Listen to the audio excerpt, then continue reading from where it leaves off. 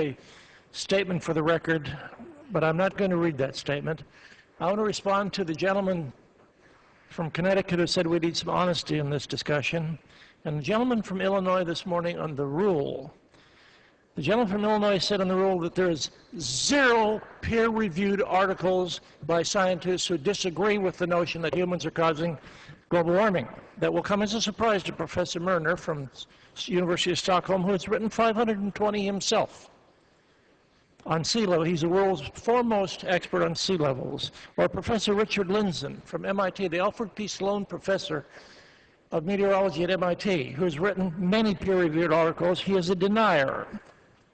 Professor Willie Soon from MIT, one of the world's foremost scientists on precipitation, John Christie and Roy Spencer from Huntsville, Alabama, Fred Singer, who was responsible for leading the charge to get all of our weather satellites in the air from Northern Virginia, and the 5 authors of the first IPCC report who wrote in their scientific reports there's no evidence that humans are causing any of this, and those 5 sentences were removed by a bureaucrat who replaced with 1 sentence that said it's clear that humans are the cause.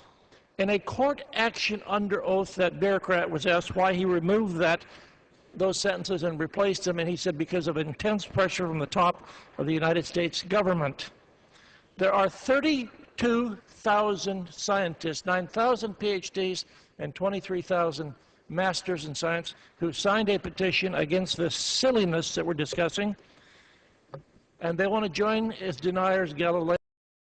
Einstein questioned Newton's 200 years of settled science, and he was sent a letter by 100 of the most important scientists in the world who challenged him on his questioning of that settled science. And he showed the letter to his friend, and he said, you think one of them might have adduced a fact? That's all we ask from you, is a fact, not a computer model. Gentleman's time's expired. Without objection, the gentleman's statement will be submitted. I'd like to yield to the gentleman from Virginia for the purposes of unanimous consent. I thank. Gentleman's recognized.